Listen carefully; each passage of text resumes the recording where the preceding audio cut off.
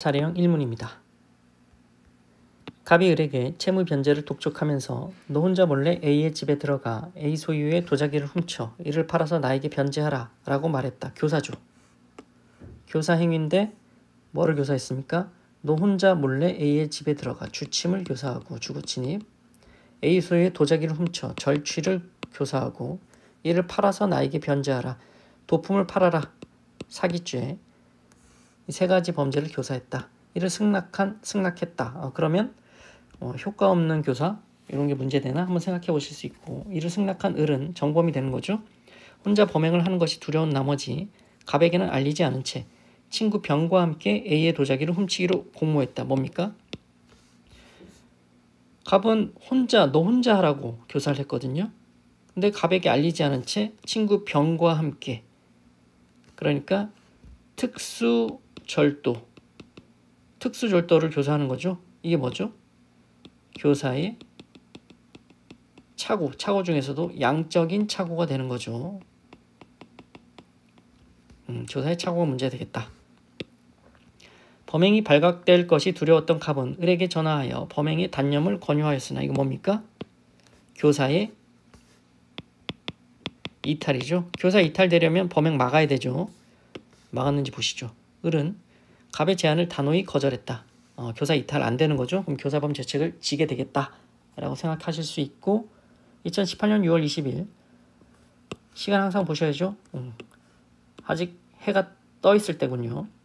병과 함께 A의 집에 도착했다. 병은 A의 집 앞에서 망을 보고 곧바로 을은 A의 집에 들어가. 자, 주거 침입이 이루어졌죠. 근데 항상 생각하셔야 되죠. 주침하면 폭처법 위반이요. 공동주침이 되는지 봐야 되는 거죠. 근데 망을 봤다라는 거죠. 이게 과연 공동하여인가? 판례는 여기 해당된다라고 보죠. 따라서 병과 을은 폭처법 위반 공동주침죄가 일단 되고, A의 도자기를 훔친 후 같이 훔쳤죠. 특수절도가 되느냐 합동절도가 되느냐 이게 문제 되겠죠. 병은 망을 봤다라는 거죠. 자, 학설들 있죠. 합동하여 판례는 현장설, 여기 해당하면 합동절도가 되는데 망을 봤다 현장설 인정되는 거죠. 따라서 을과 병은 특수절도죄가 된다라는 거고, 그 후 을은 B를 기망하여 도자기를 1억 원에 판매하고 B를 기망하여 도자기는 도품이죠. 도품은 특례 있죠. 선의 취득이 2년간 제한되죠. 따라서 기망해서 1억 원에 속여서 팔았다. 을은 사기죄가 되는 거죠. 판매하고 자신이 목 5천만 원을 은행에 별도 계좌를 개설하여 예금해 두었다가 예금했다. 작물죄. 환전 통화의 작물성이 문제되겠구나 해두었다가 며칠 후 그 전액을 수표로 인출해 자기 계좌에서 돈 뺀 거니까 사기죄 안 된다라는 거 한번 생각해 보실 수 있고, 그 정을 알고 있는 갑에게, 교사에게 채무 변제금 명목으로 지급했다. 그럼 갑은 이게 작물 취득죄가 되느냐 문제 되겠죠. 작물 취득죄가 되느냐 검토할 때는 주체가 되느냐. 갑은 교사범이죠. 그래서 작물죄의 주체가 되고, 작물이냐 환전통화의 작물성 작물되죠. 따라서 작물 취득죄가 된다. 사건을 수사하던 경찰관 P는 자 여기까지 대강의 목차를 잡아보면, 일단 정범부터 목차를 잡아보면 을과 병을 보시죠. 을과 병 행위별로 나눠보죠. A의 집에 들어가서 도자기를 훔친 행위, 일단 시간 순서대로 들어간 행위 폭처법 위반죄가 되느냐 공동 주침이 되느냐, 망을 봤다라는 거죠. 공동하여에 해당하는가? 해당한다라는 거죠. 따라서 둘은 공동 주침이 되고, 또 같이 훔쳤죠. 특수절도, 합동절도. 합동의 개념 관련해서는 학설들이 있고, 판례는 현장설이죠. 망을 봤다. 현장에 해당한다. 따라서 특수절도도 된다. 그리고 을에 대해서만 도자기를 판매한 행위, 도자기 판매한 건 을만 했죠. 도자기를 판매한 행위, 도품을 판매한 거죠. 도품은 선의 취득이 2년간 제한되죠. 기망해서 팔았다. 사기죄가 되는 거죠. 그리고 죄수관계 항상 마지막에 보셔야 되는데 이 주거 침입은 감초 같은 죄라서 항상 죄수가 문제됩니다. 자, 언제 주침했죠? 해 뜰 때 주침했죠? 따라서 절도죄와 주침은 실경이다. 사기도 실경이다. 이렇게 보시면 되고 이게 정범의 죄책이다. 교사범의 죄책을 보면 갑이죠. 교사한 행위별로 나눠 보면 되겠네요. A의 집에 너 혼자 들어가서 집에 들어가서 물건을 훔쳐라 라고 교사한 행위. 일단 단념을 권유했죠. 교사의 이탈이 되느냐? 안 되죠. 실행에 옮겼죠. 정범이 안 된다. 벌레 쓰시고 교사의 착오죠. 착오 중에서도 양적 착오죠. 너 혼자 들어가라고 했는데 병이랑 갑에게 알리지 않은 채 병이랑 같이 한 거니까 양적 착오죠.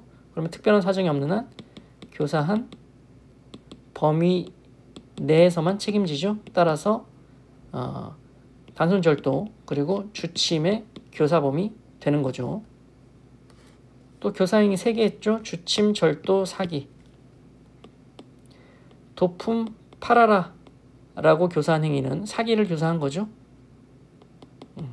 사기를 교사한 거다. 특별한 문제 없고 간단하게 정리를 해주시면 되는 거고 반복해서 똑같은 양으로 쓰실 필요는 없는 거고요. 또 갑은 작물 취득이 문제되죠. 그 도자기 판매 대금을 받았다라는 거죠. 변제금 명목으로 수표를 받은 행위. 여기서는 작물 취득죄가 문제된다. 작물 취득죄가 문제된다. 근데 작물죄가 되려면 일단 주체부터 봐야 되죠. 작물죄 주체가 되느냐? 본범의 정범은 안 되는데 갑은 자 본범이 뭡니까? 본범은 자 1억 원 중에 5천만 원이죠. 1억 원은 사기죄로 영득한 재물인 거죠. 사기죄죠.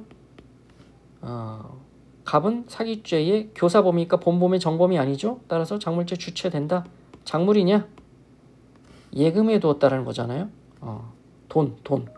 환전통화의 작물성이 인정되느냐? 인정된다. 따라서 작물취득죄도 된다.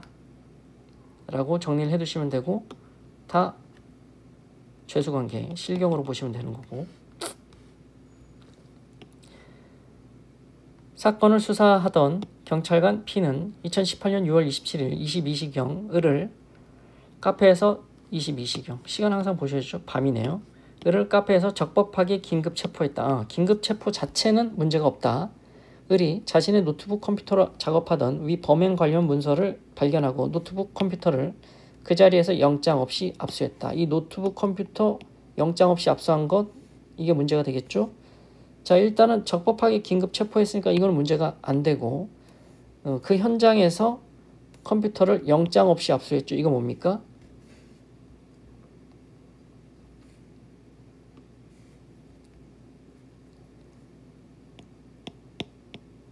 (216조 1항 2호죠) 체포 현장에서의 압수수색인 거죠. 이거는 별 문제가 없어 보여요. 다만 여기서 문제되는 건 뭡니까? 범행 관련 문서를 발견하고 노트북 컴퓨터를 그 자리에서 영장 없이 압수했다. 노트북 컴퓨터 뭐 생각하셔야 되죠? 전자정보 압수수색. 전자정보 압수수색하면 뭐 생각하셔야 되죠? 219조에서 준용되죠. 106조 3항 특별한 예외 사정이 없으면 통째로 압수 못합니다. 통째로 압수 못해요. 그런데 범행 관련 문서만 지금 사건과의 관련성이 있는 증거는 뭐죠? 범행 관련 문서인 거죠.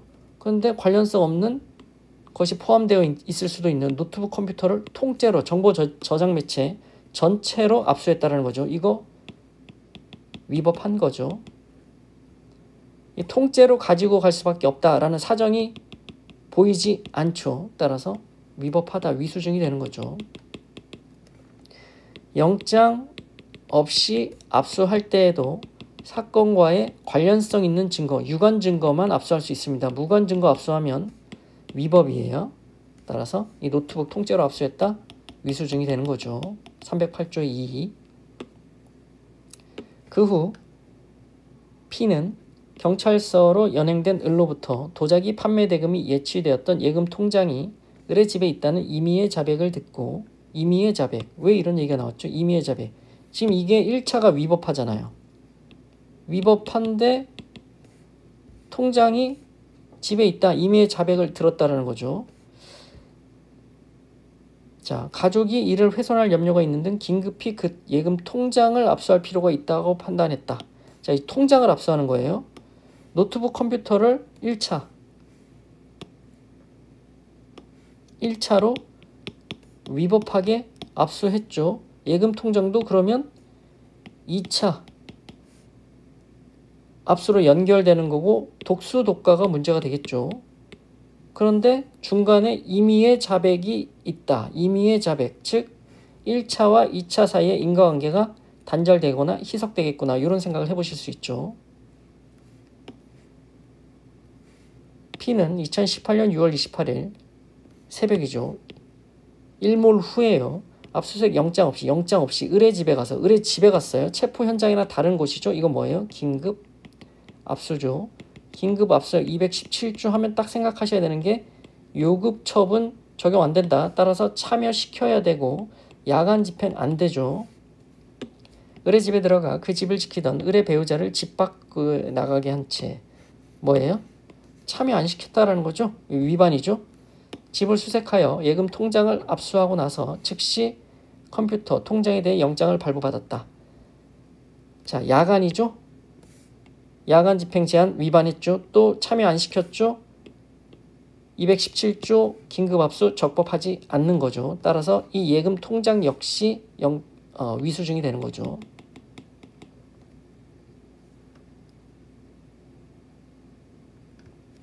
그러니까 이 예금 통장과 관련해서는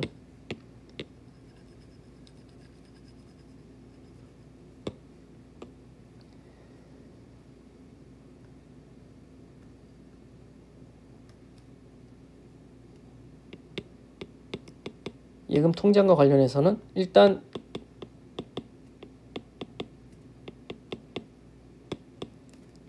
이거부터 먼저 쓰시는 게 좋겠죠. 예금 통장은 2차 수집이고 1차 수집이 위법해서 독수 독과인데 임의의 자백으로 인과관계가 단절돼서 일단 적법해 보이지만 긴급압수 이 요급 처분 제한 어겨서 위법하다, 이렇게 가시면 되는 거겠죠. 일단 독수 독과다. 따라서 원칙적으로 위수증이 될 텐데 1차가 노트북이 위법하니까.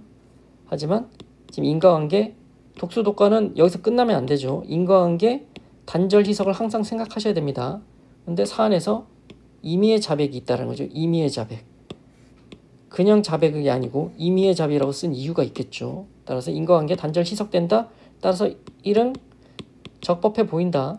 다만 이거 긴급압수라는 거죠. 217조 하면 무조건 생각하셔야 되는 게 220조 적용 안 된다는 거죠. 따라서 참여시켜야 되고 야간 제한 집행 안 된다.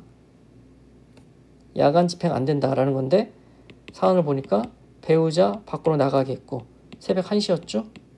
야간 집행이 된 거죠. 따라서 217조 긴급압수로서도 증거 능력이 인정될 수 없는 거죠. 위수증이죠. 이렇게 가시면 되죠. 영장을 발부받았다. 큰 의미가 없다고 보시면 됩니다.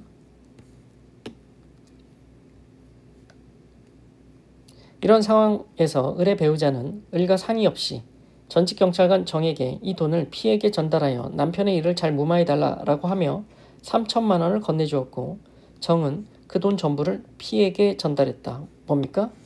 정은 이 받은 즉시 그냥 직노예물 전달죄가 성립하죠. 아, 뇌물죄가 문제가 되는구나. 누가 줬어요? 을의 배우자. 을과 상의 없이. 그럼 을은 문제가 안 될 거고 뭐 공범 이런 사정이 전혀 보이지 않죠. 정은 그 돈 전부를 P에게 전달했다. 정은 직뇌물 전달죄가 성립하고 별도로 뇌물 공여죄가 되느냐? 안 되는 거죠. 판례가 있고. 자, 뇌물죄 하면 3천만 원. 3천만 원이죠. 3천만 원 이상이면 특가법 위반죄가 되는데요. 뇌물 공여라든지 직뇌물 전달죄는 특가법 적용 안 됩니다. 형법이에요.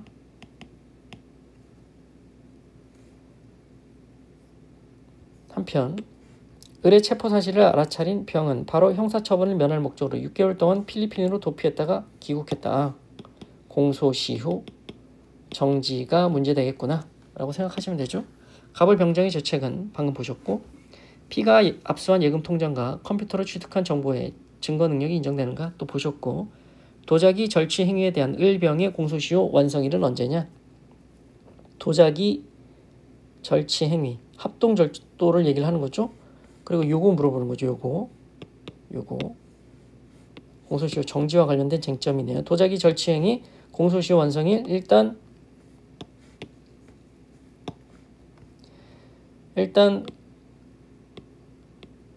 공소시효 기산일은 범행 종료일이고, 일로 계산하죠. 시간 계산 안 하죠. 또 피고인에게 유리하게 초일 산입하죠.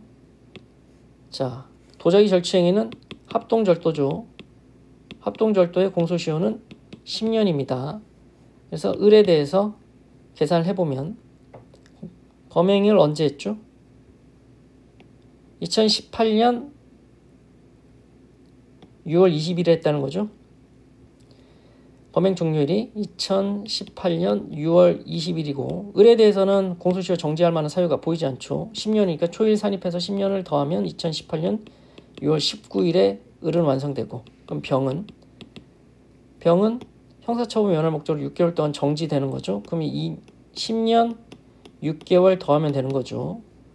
2018년 6월 20일부터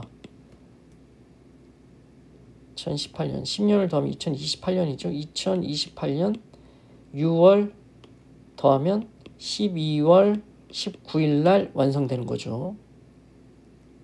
간단한 문제인 거고, 만약 을이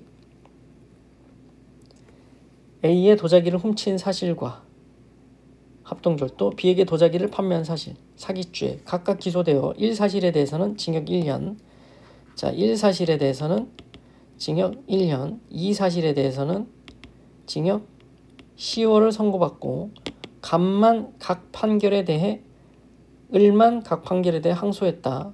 항소심이 비로소 항소심에서 병합했다. 분리돼 있다가 항소심에서 병합을 해서 이를 경합범으로 처단하면서 을에게 징역 1년 10월을 선고했다. 적법한가? 그대로 그냥 합쳤네요. 적법한가? 이거 무슨 문제죠? 불병금 문제죠. 자, 항소심 생각하면 불병금 문제입니다. 얼마나 선고했다? 불병금 물어보는 거예요. 근데 이 사건은 어떤 거예요? 항소심에서 병합한 경우에 불병금 원칙 적용되느냐? 이거 판례 있죠? 적용 안 되죠. 적용 안 되고, 자, 이 두 개 합친 범위 내에 있죠? 따라서 이 1년 10월이라서 각 형보다는 중하지만 이거는 불병금 원칙 위반이 아니다라는 거고, 다만 각 형을 합친 범위 내에 있으니까 또 역시 불병금 원칙 위반 아니다라는 겁니다. 각 형보다는 중하다. 그래서 불병금 원칙 위반 아니냐? 하지만 병합 사건에서 불병금 원칙 적용 안 되니까 위반 아니고, 또 이 불병금 원칙 위반 안 되려면 이거 합친 범위 내에 있어야 되거든요. 합친 범위 내에 있죠. 그냥 그대로 합쳤죠. 불병금 원칙 위반 아니다. 이렇게 간단하게 정리를 해두시면 되고, 자, 목차는 더보기란에 정리를 해서 올리겠습니다. 마치겠습니다.